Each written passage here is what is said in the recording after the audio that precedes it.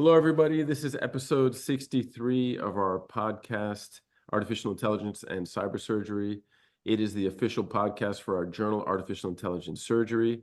My name is Andrew Gums. I'm here with my co-host, Dr. Vincent Grasso, who will introduce our next guest and hopefully use our tagline.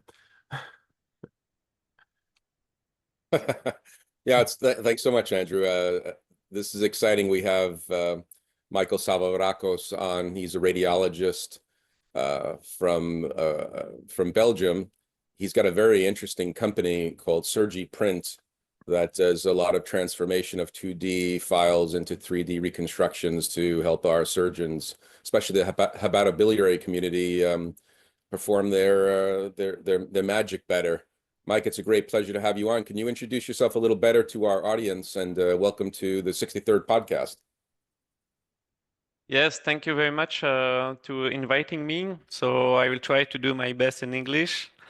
I'm a radiologist, and during my residency, I focused on work to make 3D models for HPB surgeon, so hepatobiliary pancreatic. The objective of my work was to help surgeons to see better the vessels and the tumor in 3D. So as a radiologist, I can see the CT scan of the MRI, and in 2D, we would construct the anatomy of each patient in 3D models. This is what we are going to do.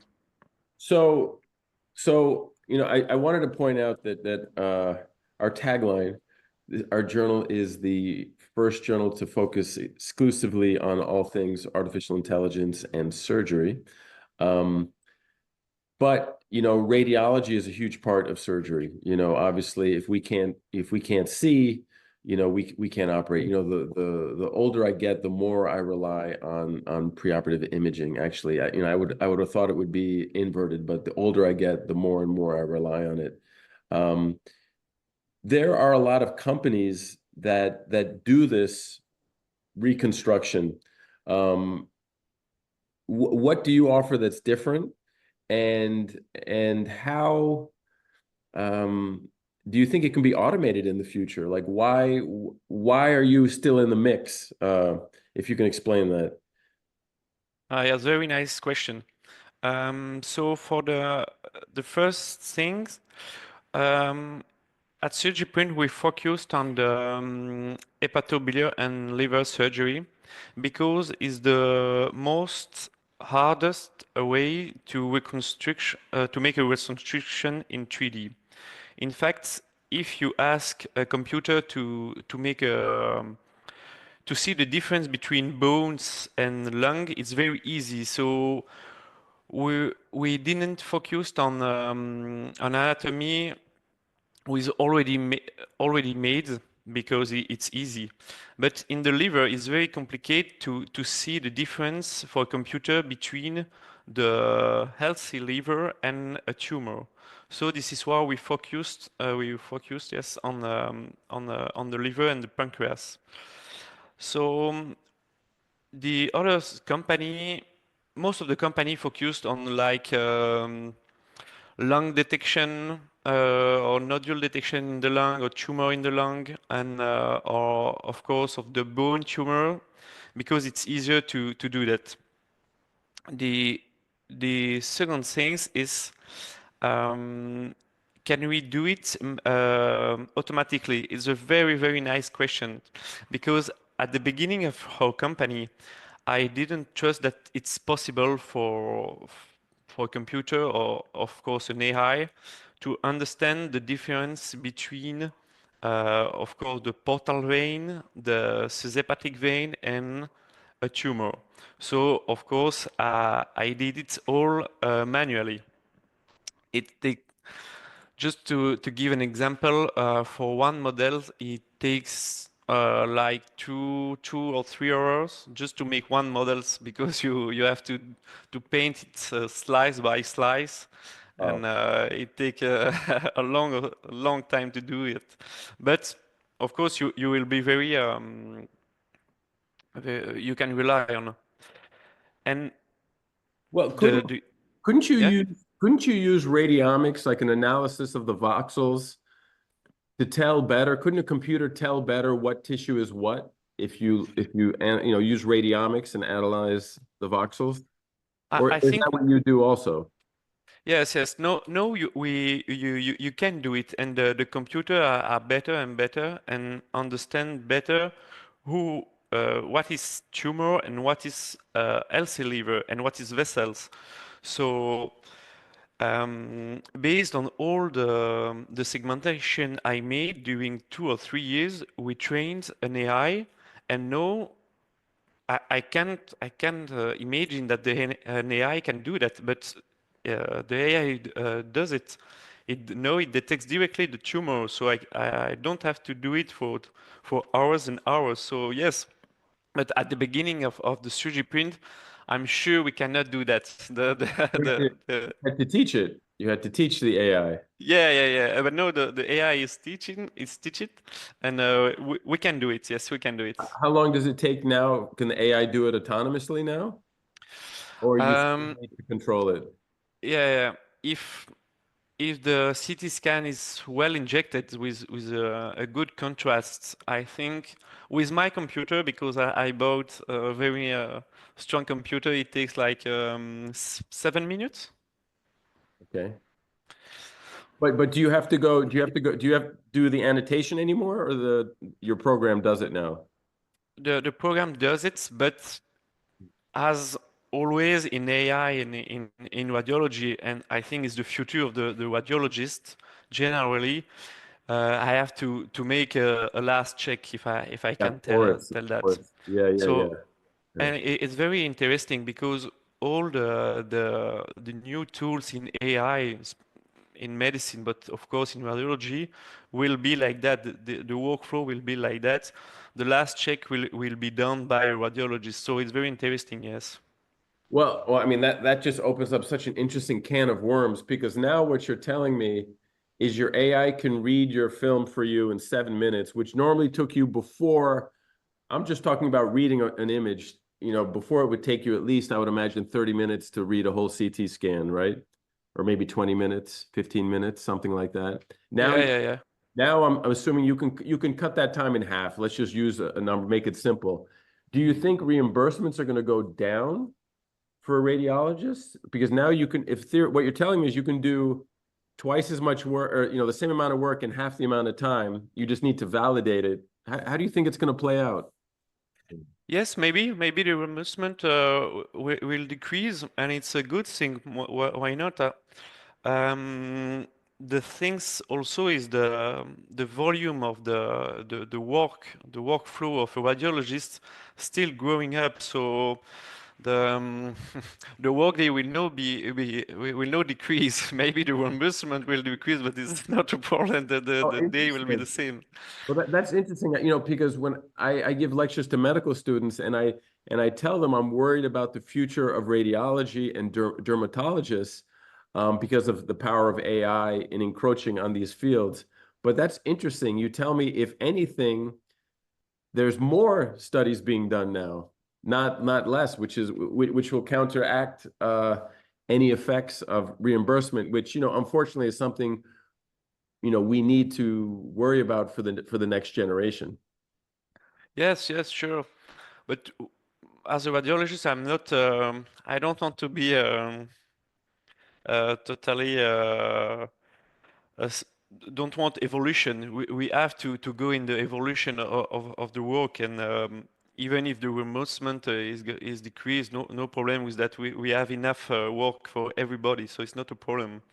Well, Um, it's so interesting, because I think about it for dermatologists. Even now, you're right. mhm. Now someone has to go in, they have to take off all their clothes, stand there. The radiologist, has to spread their cheeks, has to look and everything. And it's really time consuming and what have you. But if there is a way to, you go into a room, a computer takes a picture of your body, analyzes everything, then that would create, you could see so many more patients. You could actually impact and eliminate death from melanoma. And Sure. just like you say, it would actually maybe eradicate death from melanoma. Dermatologists, maybe their reimbursements goes down, but now they start seeing everybody. I don't know why I never thought of it that way, but it's Yes, but there's I hope don't for us, know. Vincent. There's hope for us. I wonder if surgery will have the same phenomena, in the sense that more procedures will be done. I guess we're kind of seeing that in things like bariatric surgery, Vincent, right? I mean, who would have thought that surgery would become a viable treatment of a disease like obesity and diabetes, but here we are. Hmm.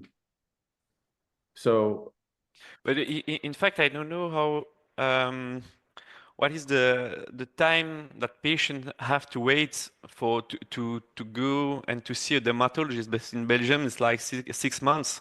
absolutely. So Absolutely. Well, no, you can no, have it on your phone now. On your phone, you can take a picture of a lesion. I think you pay like $8 a month.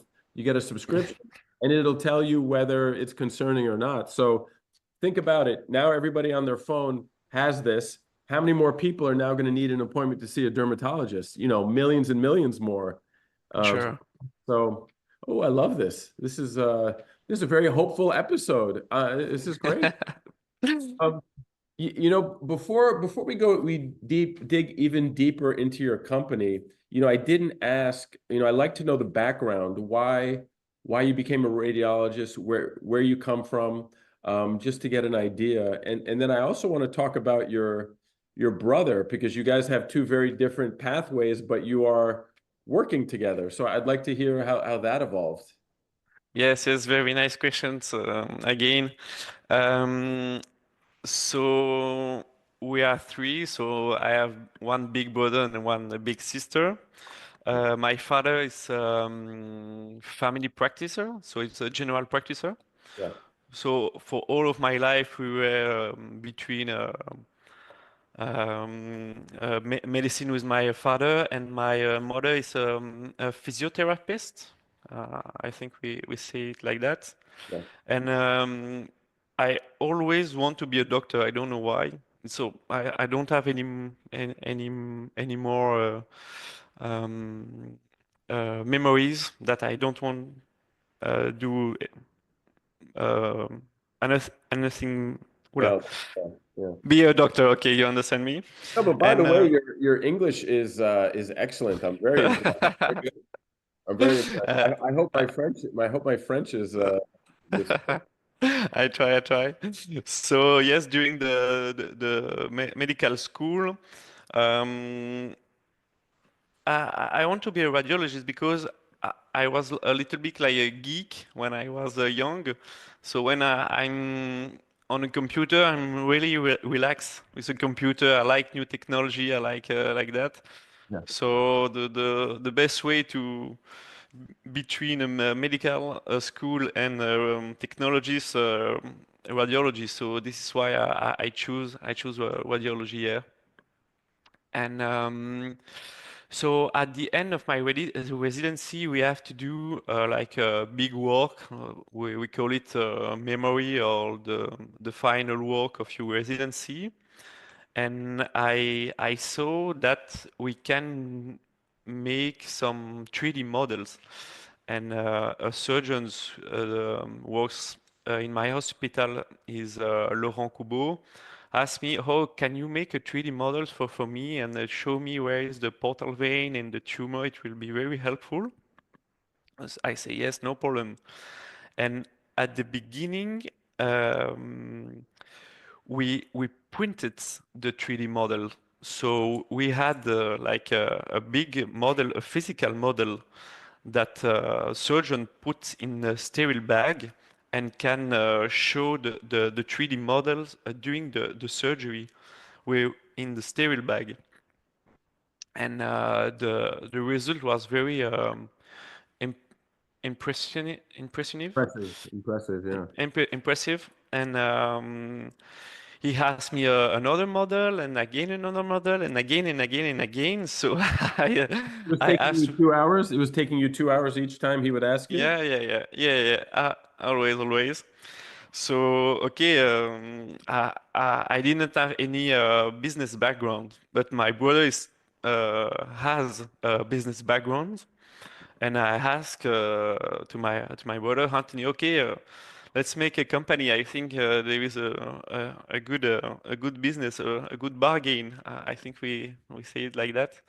Yeah, yeah. And Consider to make money. Yeah, good. yeah, Bonne affaire.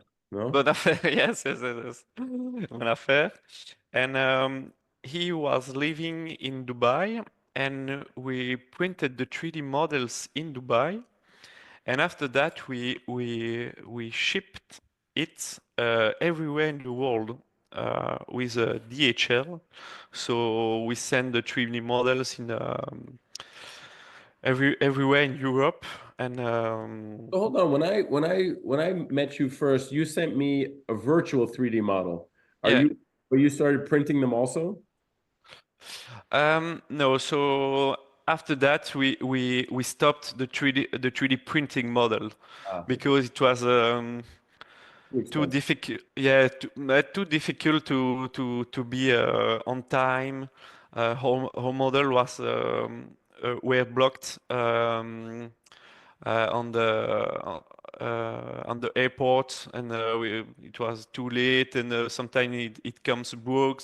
Yes, yes, always blocked on the airport. I think they were thinking that we were hiding some drugs, like I don't know, I Oh don't my know God. what. Oh, Yeah, yeah. yeah. So, so it was yes too difficult, and in fact, the surgeons asked us to just give us a 3D virtual model. It's enough, and in one click you can show the 3D virtual model. Yeah. Mike, thank you. This is exciting. You know, it's nice for our audience that's, you know, physicians, even surgical residents, students, like business people. It's not easy to launch a business, right? So you have a good idea, then you need to raise some capital, and you take a lot of risk. But it looks like you've got a very interesting company afloat, and two of our board members, Noureddin and Mohammed, I think, are part of your team. What's your Yeah. next steps? What are you going to do moving forward? How is the company expanding now? What's your growth Yeah. plan? Yes, yes. So for the moment, we sell our models in a country without insurance for civil, and so it's easier to sell it in like Dubai or in Brazil or in Romania because the surgeon can direct put the price on the patient, but it's not ever reimbursement. Okay. And for the moment, our most target is to be reimbursed by the insurance. So everybody in Europe, of course, and after in the US can use it. So this is our main focus for the moment. About our raise capital, we go with IMEC. I start with an accelerator in Belgium, and we raised 100K, and it allowed us to develop our AI, of course, huh? To make the automatics and monetization, and to develop the company with software engineering, data scientist, and all kind of this guy. That's Nice. So that's you're exciting. That's that's exciting, exciting. right, Andrew? It's fantastic. They've done you guys have advanced in leaps and bounds. That's fantastic. Yeah. So I'm wondering how we can we probably have to discuss offline because your company is growing and I'm very happy to hear that. Yeah. Yeah.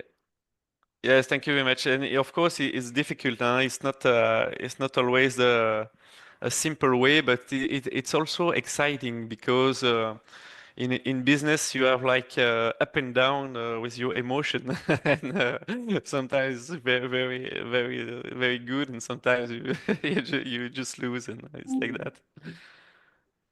Andrew, we have to talk some more about this because we may be able to help with some of our relationships here and there.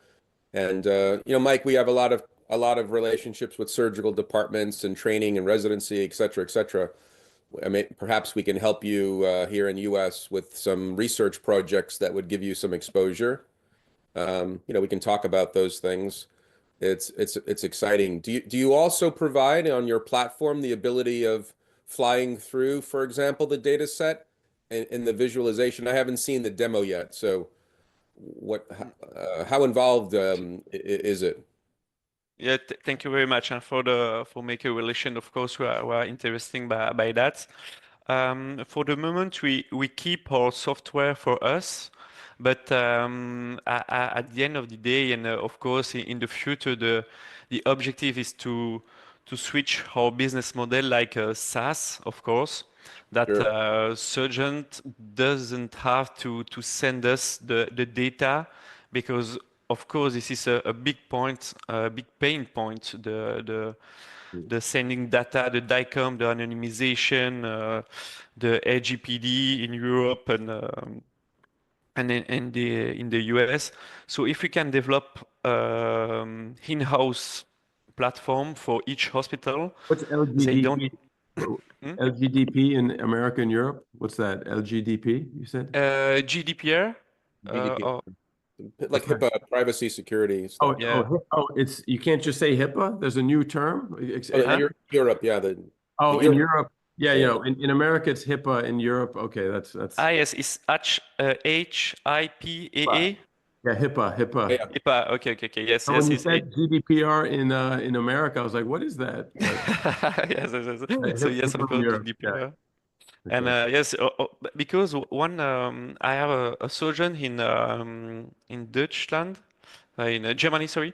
Germany, want a 3D bundle, but cannot send me the DICOM. It was too difficult just to send me, even it's in anonymized, and so it's very complicated. Unbelievable, Mm. unbelievable.